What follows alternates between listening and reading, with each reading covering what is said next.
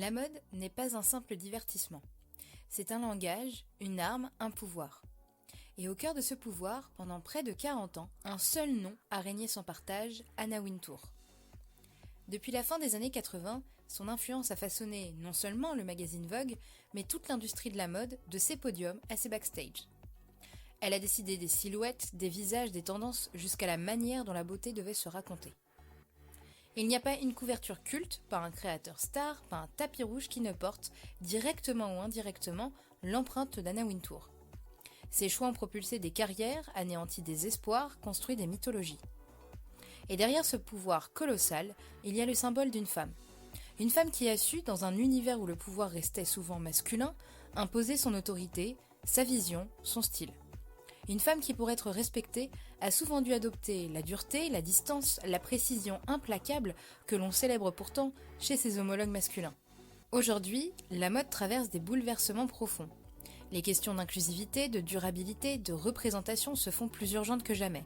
Et au moment où Anna Wintour annonce son départ, une génération entière se demande que restera-t-il de son héritage.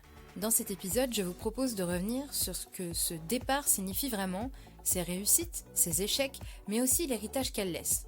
Sans complaisance, sans idolâtrie, mais avec lucidité. Car derrière le mythe Wintour se cache un vrai miroir de notre époque. Et peut-être que ce miroir nous raconte surtout une chose, la mode, c'est une question de pouvoir. Alors quand la reine quitte la scène, qui osera prendre sa place ? C'est le sujet du jour. Je suis Eva, bienvenue dans Comme un gant, le podcast qui explore les dessous de la mode, de l'art, de la publicité et de la représentation de la femme. En 1988, la mode américaine a besoin d'air. Le Vogue US ronronne, figé dans une élégance distante. Anna Wintour, à 39 ans, débarque de Londres avec l'énergie d'une tornade et va tout casser. Son premier acte, c'est un coup d'éclat. Michaela Bercu en jean sur la couverture de Vogue. Un choix jugé inconcevable à l'époque où l'on attendait de la haute couture pure et dure. Mais pour Anna, cette photo symbolise une vision. La mode doit coller à la vraie vie, à la rue, à la jeunesse. Cette couverture a fait hurler certains annonceurs, a déstabilisé la rédaction, mais Anna a tenu bon. Son autorité s'est imposée dès les premiers jours. En parallèle, elle a structuré l'équipe comme une armée, tranchant vite, décidant tout. Réunion éclair, validation sans appel, ambiance glaciale, tout devait aller vite, tout devait être sous contrôle. C'est ce mélange qui l'a rendue unique, un flair hors pair pour détecter les talents, tout en leur imposant sa vision sans compromis. Et puis, il faut le dire, c'était une femme à la tête d'un des titres les plus puissants de la presse. À une époque où la direction de la mode restait majoritairement masculine, Anna est devenue un modèle, même si ce modèle était redouté. On l'admirait, on la craignait, parfois les deux. Cette dualité est fascinante, incarner le progrès tout en s'appuyant sur des codes hiérarchiques très traditionnels. Alors pour ma part, je trouve que cette première couverture en jean raconte tout d'Anna Wintour. L'envie de bousculer, la stratégie froide et une détermination de fer. Pour la mode américaine, son arrivée a été un véritable tremblement de terre. Et ce séisme allait durer des décennies. Mais aucun règne n'échappe aux tempêtes. Celui d'Anna Wintour a été régulièrement secoué. Pendant des années, on lui a reproché un manque de diversité dans les pages de Vogue, une vision de la beauté figée, élitiste, inaccessible. Après la vague MeToo, et surtout après 2020 et Black Lives Matter, la contestation est devenue brûlante. Anna Wintour a dû présenter des excuses publiques, reconnaître des erreurs et promettre de transformer sa rédaction. D'autres critiques ont ciblé son management. Des témoignages décrivent une atmosphère de peur, des assistantes en pleurs, une tyrannie silencieuse où personne n'osait contredire la patronne. Et pourtant, elle a survécu. Comme l'a très bien résumé Vanessa Friedman dans le New York Times, elle a survécu aux appels à sa démission grâce à sa capacité d'adaptation. Elle a bougé, ouvert ses colonnes à plus de voix, mis en avant d'autres types de beauté, encouragé de nouvelles sensibilités, mais beaucoup ont jugé que c'était trop tard, trop superficiel. Cela pose une question. Est-ce qu'elle a changé par conviction ou par pur instinct de survie ? Personnellement, je pense qu'Anna Wintour est avant tout une stratège. Elle sent les vents tourner, elle s'y adapte sans jamais perdre son autorité. Ce qui est fascinant, c'est que même en étant une femme à la tête d'un empire, elle n'a pas vraiment défendu un modèle plus inclusif de la féminité. Elle a montré qu'une femme pouvait être crainte, puissante, intransigeante à l'égal de n'importe quel dirigeant masculin. Mais elle a rarement défendu la pluralité des femmes, la diversité de leur corps, de leurs histoires. Son autorité finalement a peut-être écrasé d'autres formes d'expression. Et c'est là toute la contradiction d'Anna, pionnière et pourtant verrouillant un système qui ne laissait pas de place à tous. Quand on regarde l'héritage d'Anna Wintour, on mesure à quel point elle a façonné la mode, de ses pages à ses icônes, jusqu'à la perception même de ce qu'est la mode. Elle a régné d'une main de fer et elle l'a assumé. Et c'est là que la réflexion devient complexe. Pourquoi devrait-on reprocher à une femme d'être dure quand on l'accepte chez un homme ? Anna Wintour a conquis le pouvoir dans un monde où les patrons autoritaires, exigeants, étaient la norme, et presque célébrés. Des éditeurs en chef masculins ont imposé la terreur pendant des décennies, sans jamais qu'on leur fasse le procès de leur humanité. Avec Anna, on a souvent parlé de froideur, de cruauté, de distance, comme si l'ambition et l'autorité chez une femme restaient illégitimes ou suspectes. Mais peut-être est-ce injuste. Peut-être qu'Anna Wintour a simplement adopté les armes de son temps et qu'elle a été jugée plus sévèrement parce que ces armes, maniées par une femme, dérangent encore davantage. Mais alors finalement, une fois ce pouvoir conquis, aurait-elle pu l'exercer autrement, plus solidaire, plus inclusif, plus à l'écoute de la pluralité des femmes ? Et surtout, est-ce qu'on est prêt collectivement à accepter que des femmes soient dures, intransigeantes, puissantes, sans leur reprocher d'être moins humaines ? Parce qu'en définitive, la dureté n'est pas masculine, elle est le reflet d'un système de hiérarchie et de compétition, que la mode a toujours porté en elle. Anna Wintour en a simplement été la plus brillante incarnation. Et maintenant, peut-être que le plus grand défi sera d'imaginer une autre voie, un leadership où les femmes pourraient être puissantes et respectées, même sans la cuirasse glacée. Et demain, qui osera guider cette autre voie ? Eh bien c'est officiel, depuis hier. Chloé Mal succède à Anna Wintour à la tête de Vogue US en tant que Head of Editorial Content. Un titre qui marque déjà un changement. Elle ne sera pas rédactrice en chef à l'ancienne, mais responsable du contenu éditorial. Un pouvoir plus diffus, une autre époque. Mais alors qui était Chloé Mal ?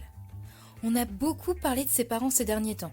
Candice Bergen, actrice culte de la série Murphy Brown, et Louis Malle, grand nom du cinéma français. Mais ce serait une erreur de réduire son ascension à ce pédigré culturel, car Chloé Mal a surtout construit sa place à force de travail, de constance et d'élégance discrète. Elle a fait ses armes dans la presse écrite comme journaliste à Vogue dès les années 2010, puis comme contributrice pour The Paris Review ou bien encore T Magazine du New York Times. Pendant plus de 15 ans, elle a affiné sa plume, affûté son œil et cultivé un ton singulier, raffiné, cultivé, mais jamais prétentieux. En parallèle, elle est devenue une figure centrale de Vogue.com, qu'elle a contribué à moderniser sur le dénaturé. Elle a dirigé la rubrique Vogue Weddings avec un œil sensible, observant les transformations de la société à travers ses rituels. Puis elle a supervisé l'éditorial du site dans son ensemble, avec une attention particulière portée au récit, à la narration longue, au portrait humain. Elle est d'ailleurs connue pour avoir donné un nouveau tournant digital au magazine. Elle ne cherche pas l'exubérance, elle préfère la justesse. Et c'est peut-être exactement ce dont Vogue a besoin aujourd'hui. Une ligne éditoriale ancrée, mais respirante. Une voix moins verticale, plus curieuse.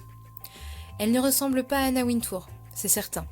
Ni dans le style, ni dans le rapport au pouvoir. Du moins, c'est ce que je pense. Son arrivée marque donc un tournant, moins de culte de la personnalité, plus de vision collective. Et la mode n'a jamais eu autant besoin de diversité, de nuances, de récits multiples. Fashion No Filter l'a très bien dit, personne ne remplacera Anna Wintour, mais Vogue pourrait enfin être en mesure de se réinventer. Alors oui, Chloé Mal est un choix subtil, mais peut-être le bon. Pas pour faire oublier Anna, mais pour lui succéder autrement. Elle me fait d'ailleurs penser à son homologue française, Eugénie Trochu, la Head of Editorial Content de Vogue France. Des femmes qui s'inscrivent vraiment dans leur temps. Car si Anna reste en poste à la tête du Met Gala et comme directrice artistique de Condé Nast, ce transfert de pouvoir reste symbolique. Tout comme celui d'Eugénie Trochu il y a quelques années. Vogue change de visage, et peut-être avec elle la manière d'incarner le pouvoir au féminin. Mais ce qui ne changera pas, selon moi, c'est le mythe. Parce qu'Anna Wintour a façonné bien plus qu'un magazine. Elle a créé une esthétique, une posture, un récit si fort qu'il continue d'exister même dans la fiction. Et si elle nous fascine autant, c'est aussi parce qu'elle a inspiré l'un des portraits les plus puissants de la culture populaire, Miranda Priestly, alias Le Diable s'habille en Prada. Impossible de parler de son héritage sans évoquer Le Diable s'habille en Prada, sorti en 2006. Le film est tiré du roman éponyme écrit par Lauren Vesberger, une ancienne assistante d'Anna Wintour qui a travaillé à ses côtés pendant 11 mois.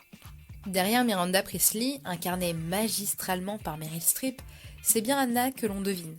Son autorité, sa froideur, son silence qui glace, ses exigences démesurées, et pourtant, la frontière entre caricature et vérité est fine. Voici 5 faits réels qui relient Anna Wintour à son double de fiction. Et on commence tout de suite avec la célèbre scène du pull céruléen, la théorie Wintour en pleine action.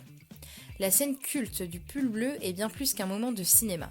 Elle résume parfaitement la vision d'Anna Wintour sur la mode comme système invisible de pouvoir. Elle-même a toujours expliqué que ce que nous pensons choisir librement nous a en réalité été imposé par des tendances nées sur les podiums, 2 ou 3 ans plus tôt. Cette scène, c'est sa pensée stratégique incarnée à l'écran. La scène culte, ou plutôt l'hommage culte, le silence qui écrase plus que les mots.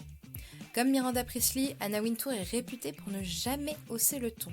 Ses collaborateurs racontent que le pire, ce n'est pas quand elle parle, c'est quand elle ne dit rien.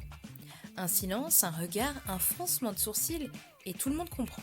En numéro 3, l'obsession du détail jusqu'à l'extrême. Dans le film, Miranda s'indigne devant 2 ceintures identiques. Dans la vraie vie, Anna Wintour est connue pour faire déplacer un collier d'1 centimètre ou retoucher une robe sur une couverture parfaitement bonne, sauf pour elle. Une culture du détail qui frôle l'obsession, mais qui explique aussi son niveau d'exigence. En numéro 4, la patronne redoutée et jamais démentie. Le roman a provoqué une onde de choc. Pourtant, Anna Wintour ne l'a jamais commenté publiquement. Elle s'est contentée de se montrer à l'avant-première du film en robe Prada. Une manière de dire « je suis au-dessus de tout ça » avec un humour glacial qui lui est propre. Et petit clin d'œil supplémentaire, juste avant la sortie du film, elle aurait même fait repeindre son bureau pour le rendre moins austère aux yeux de la presse. En numéro 5, les créateurs qu'elle a fait, comme Miranda dans le film. Dans le film, Miranda s'attribue le mérite d'avoir découvert des stylistes, et dans la réalité, Anna Wintour a réellement été cette marraine de la mode. Elle a soutenu John Galliano dès ses débuts, allant jusqu'à lever des fonds pour lui. Elle a propulsé Marc Jacobs, soutenu Alexander McQueen, promu Thom Browne et mis en lumière de nombreux jeunes créateurs via le CFDA Vogue Fashion Fund. Un modèle, une couverture, un coup de fil à LVMH et une carrière pouvaient basculer. Elle n'était pas seulement une figure de pouvoir, elle était un système à elle seule. Alors oui, Miranda Priestly est une fiction. Mais c'est une fiction tellement bien construite qu'elle en dit plus sur la réalité que bien des portraits officiels. Et Anna Wintour, elle, a toujours su que ce miroir, même déformant, servait son visage plus qu'il ne la desservait. À présent, revenons au Met Gala, son royaume. Et oui, comme on le voit si bien dans le film, à l'origine ce n'était qu'un dîner caritatif mondain pour financer le Costume Institute, fréquenté par une élite new-yorkaise et quelques créateurs. Avec Anna Wintour, ce gala s'est transformé en une machine culturelle planétaire. Un spectacle hors norme, à la mise en scène millimétrée, qui rivalise désormais avec les Oscars en notoriété. Anna a tout supervisé. La liste des invités, le thème, l'arrivée des stars, l'atmosphère, la presse. Chaque année, le Met Gala se réinvente, mais selon un scénario qu'elle orchestre. L'article du Huffington Post le rappelle très bien, même si Anna annonce son départ officiel de la rédaction de Vogue, elle conserve la présidence du Met Gala et la direction artistique de Condé Nast. Ce qui veut dire que malgré cette passation, elle reste la garante de l'événement et la gardienne de son récit. Et c'est un point essentiel. Le Met Gala est devenu le prolongement le plus parfait de sa vision de la mode. Une vision où la dramaturgie, le storytelling et l'exclusivité forment un trio indissociable. Anna a compris que la mode avait besoin d'un grand rituel, que la culture populaire avait besoin d'icônes et de légendes, que la mise en scène importait parfois plus que le vêtement lui-même. Et c'est exactement ce qu'elle a mis en place, une cérémonie codifiée, régulée, hiérarchisée. Les places sont rares, le prestige inestimable. Chaque invité devient un personnage d'une fresque qu'elle seule dirige. Mais ce contrôle a aussi un revers. Qui est autorisé à briller? Qui est jugé digne de monter ses marches? La réponse passe toujours par Anna. Et là encore, le Huffington Post pointe une contradiction. Anna Wintour a conquis un pouvoir immense en tant que femme, mais ce pouvoir est resté extraordinairement vertical, parfois hermétique aux voix émergentes. Elle a élevé la mode au rang d'art spectaculaire, mais elle l'a aussi refermée sur une élite. À mes yeux, c'est toute l'ambiguïté du Met Gala. Un terrain de créativité débridé, mais soigneusement balisé par une autorité unique. Une liberté finalement sous contrôle. Maintenant qu'elle se retire, peut-être partiellement, de Vogue, mais garde la main sur le Met Gala, on peut se demander, est-ce que ce rituel changera vraiment? Est-ce que la mode peut se réinventer quand la grande prêtresse reste toujours la même? En d'autres termes, la reine ne rend pas tout à fait sa couronne. Et c'est peut-être ça le vrai message. Anna Wintour restera, d'une manière ou d'une autre, la souveraine invisible de la mode. Anna Wintour, c'est sans doute l'un des derniers visages d'un pouvoir éditorial absolu. Son style, son autorité, sa vision ont marqué l'histoire de la mode. Elle a joué avec les codes, a su s'adapter et parfois même retourner les critiques à son avantage. Alors oui, j'y reviens encore. Mais rappelez-vous, en 2006, à la sortie du film Le Diable s'habille en Prada, une satire à peine voilée de sa personne, Anna ne s'est pas défendue, elle n'a pas protesté. Elle a simplement débarqué à l'avant-première vêtue de Prada. Un geste glacial, élégant et redoutablement efficace. Comme si elle disait « Oui, le diable s'habille bien en Prada, et ce diable, c'est moi ». C'était une véritable masterclass de communication. Anna Wintour n'était plus seulement l'éditrice en chef de Vogue, elle était Vogue, elle incarnait la mode. Mais aujourd'hui, dans un monde où la diversité, la transparence et la participation sont devenues des valeurs clés, peut-on encore tolérer qu'une seule personne décide de ce qui est désirable ? Son départ nous oblige à imaginer d'autres modèles, d'autres voies, d'autres façons de raconter la beauté. Et peut-être est-ce là, paradoxalement, son plus grand héritage, nous pousser à nous demander qui a vraiment le droit d'écrire l'histoire de la mode. Alors la mode a-t-elle encore besoin d'une reine ? Ou est-il temps, enfin, de partager la couronne ? Merci d'avoir écouté cet épisode de Comme un gant. On se retrouve bientôt pour un nouvel épisode sur une autre icône mode qui a marqué notre temps. D'ici là, continuez à observer, à questionner et à vous inspirer de ce que la mode nous raconte. Pensez à me faire part de votre réflexion à la fin de votre écoute, mais aussi de ce que vous avez pensé de cet épisode. Si cela vous plaît et que vous tenez à être tenu au courant des prochaines sorties, alors abonnez-vous et pensez à me laisser une note et un commentaire pour m'aider dans le référencement du podcast. À très vite!